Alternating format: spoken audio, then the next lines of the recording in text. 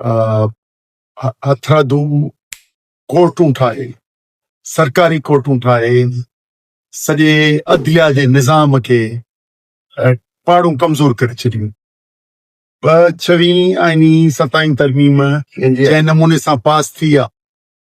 उन बुनियादी हक़ जेके आहिनि असांजे इनफ़रादी शहरीअ जा, उहे त उन सां मुतासिर त थिया आहिनि, पर सियासी तरह सां क़ौमी असेंबलीअ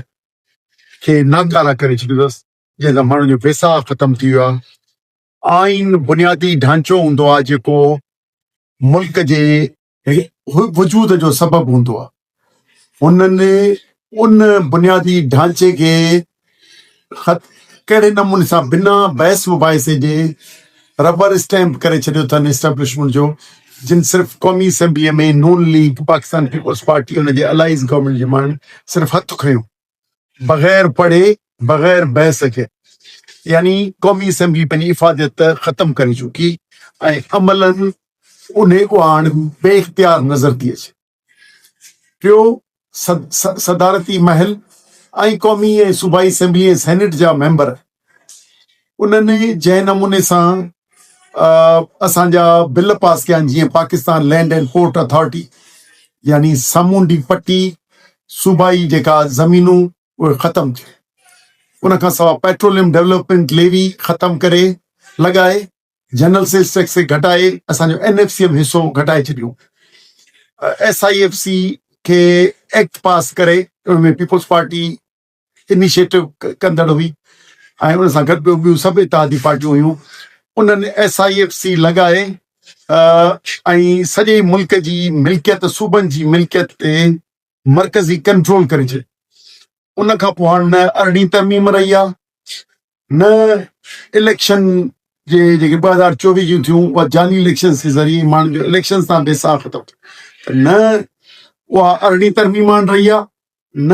असांजो इलेक्शन निज़ाम जाली ते सॼो अवामी राय अची चुकी आहे,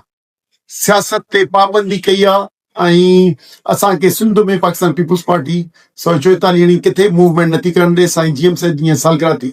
उनखे डिस्टर्ब कयूं ऐं वरी कूड़ा केस करे छॾिया अथनि असां ते,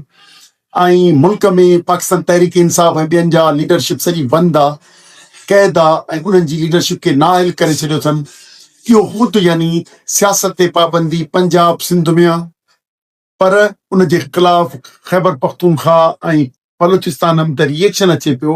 ऐं माण्हू बेज़ार थी ऐं सियासत जॾहिं पाबंदी थियनि त हथियार जे तरफ़ पई अचे। उन करे मुल्क जी सूरत हाल ख़राबु आहे। मुल्क खे सियासी मुआशी अदम इस्तेहकाम आहे, इनखे कढण लाइ असांखे ई मौजूदा जाली सिस्टम खे दफ़न करणो पवंदो ऐं असांखे पंहिंजो हिकिड़ो नई शफ़ाफ इलेक्शन जे ज़रिए हिकिड़ो हक़ीक़ी आइन जी पालई करणी पवंदी ऐं जेका पाकिस्तान पीपल्स पार्टी गंदो कमु कयो आहे 18 तरमीम खे दफ़न करे SIFC ॿियनि जे कानूननि जे 26-27 जे ज़रिए न ते असीं मज़म्मत करियूं था ऐं उन सां गॾु असीं अवाम खे चऊं था त 8 तारीख़ ते अवामी एहतजाज कर, शटर बंदि ऐं फीता रोक हड़ताल में भरपूर शिरकत कनि ऐं पंहिंजे ग़म गुस्से जो इज़हार कनि त जीअं मौजूदा रिजीम खे जे मनफ़ी सियासत खे ख़तमु करे पंहिंजा सूबाई हथोब बचायूं। छो त हींअर असांजे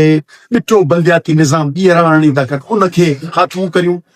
ऐं असांजे फाइनेंस कमीशन NFC ते जेको धाड़ो लॻो आहे उनखे मोटाए सघूं ऐं हितां जी अवामी जमहूरी सियासत खे शुरू करे सघूं। साईं गुल प्लाज़ा खां पोइ जेको सियासत थिए पई सिंध खे विराइण जी, सिंध खे वफ़ाक़ जे हवाले करण जी, कराची खे ख़ासि तौर ते वफ़ाक़ जे हवाले करण जी, ऐं पीपल्स पार्टी MKM वारा पाण में गंढा पिया आहिनि, कीअं था ॾिसनि सॼी सूरत? सॼो हर इलेक्शन खां पहिरीं पीपल्स पार्टी ऐं MKM पाण जहिड़ो कंदी आहे ऐं ॾेखारींदी आहे त जीअं मुनाफ़क़त कंदी आहे सिंधी उर्दू ॻाल्हाईंदड़नि में, नफ़रत पैदा करे पंहिंजो वोट खणंदी आहे। हिन भेरे जेको ही सूबनि जी या वफ़ाक़ कंट्रोल पिया ॻाल्हि कनि, या उन्हनि जी गॾियल सियासत आहे, हुननि जे क़ौमी असेंबली जे मेंबर जेको पीपल्स पार्टी जो उन बदमाशी करे ऐं बकवास कई क़ौमी असेंबली, जंहिंजे नतीजे में हिननि जे ॿिए मेंबर हिते वज़ीरनि प्रेस कॉन्फ्रेंसूं कयूं। इहो हथरादू आहे पर असुल में इहो गॾियल हुननि जो आहे त ॿिटो बलदियाती निज़ाम आणियूं या घणनि सूबनि जो बिल सूबनि ठाहिण जो बिल क़ौमी असेंबलीअ खे इख़्तियार ॾई असीं हिन खे सम्झूं पिया असीं हिन खे मज़म्मत था करियूं असांजो दारुल हुकूमत आहे मेट्रोपॉलिटन कॉर्पोरेशन आहे असांजे जनम भूमि आहे मुंहिंजी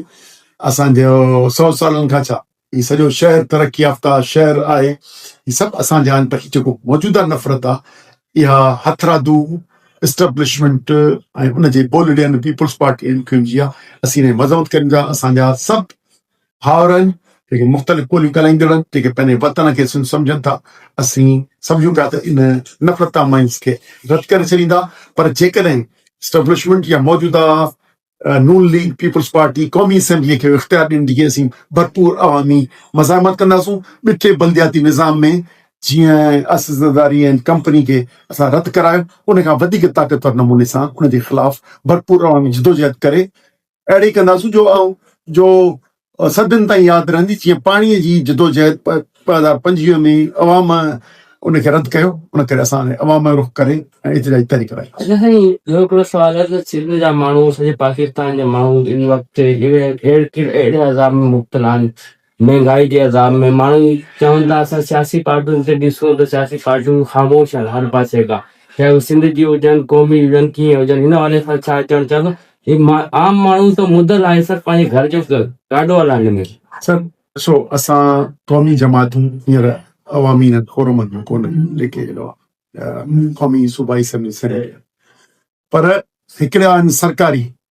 उहे हथ खणनि था उहे सिंध जो फिक्रो था पाकिस्तान पीपल्स पार्टी जा नुमाइंदा सेनेट में हुजनि क़ौमी असेंबलीअ में हुजनि सिंध जो फिक्रो कोन्हे हिते जेके वज़ीर आहिनि उहे करप्शन जे पंहिंजे उरूज ते आहिनि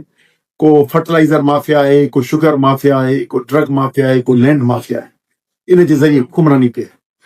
ऐं लॉ एंड ऑर्डर सिचुएशन ख़राब थींदी पई हाणे आम माण्हू यकीनन इन तरफ़ आहे पर इहा ज़िमेदारी उन्हनि जी आहे त पंहिंजे हुकूमत जी उहा पंहिंजो दिफ़ा करे क़ौमी जमातूं पंहिंजो किरदारु ज़रूरु अदा कंदियूं पर माण्हूअ ते छा आणियूं जॾहिं असां MPA MNA ऐं सेनेटर गैरत क़ौमी गैरत छॾे वेठा आहिनि त घेराव त माण्हू उन्हनि जो कंदासीं न असीं हींअर बि सम्झूं पिया सिंध ते जेका या मुल्क ते जेको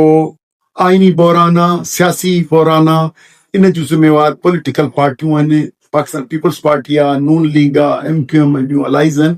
उन करे असांजो एहतिजाज जो रुख बि उन जे तरफ़ हूंदो ऐं उन्हनि खे असीं मुल्क दुश्मन ऐं सिंध दुश्मन सम्झूं पिया छो त उहे पंहिंजे इक़्तिदार जे एवज़ पंहिंजे वतननि तां हथु खणंदा वञनि ऐं पाणीअ जो विकिरो करण खां पोइ सूबनि विराइण जे तरफ़ पिया वञनि सो असीं उनजी मज़म्मत कंदासूं जेकॾहिं को बि एक्शन को क़ौमी असेंबलीअ जो आयो असांजो रुख इन्हनि MPA MNA ऐं सेनेटरनि जे दरनि ते हूंदो उन्हनि ते जूता टंगींदासूं एहतिजाज कंदासूं कारा तवा टंगींदासूं ऐं इन्हनि जो एॾो घेराव कंदासूं असां वटि इहो आहे अवाम जे ज़रिए ॿियो असां वटि जेकॾहिं जिते बि नुमाइंदगी थींदी उते इनशाला इहा ई ॻाल्हि कंदा आहियूं पर जॾहिं बि असांखे सिंध जो माण्हू भरपूर मोट ॾिनी ऐं असांजी अवामी नुमाइंदगी आई त अलाह कंदो त अहिड़े क़िस्म जूं ख़राब न थियूं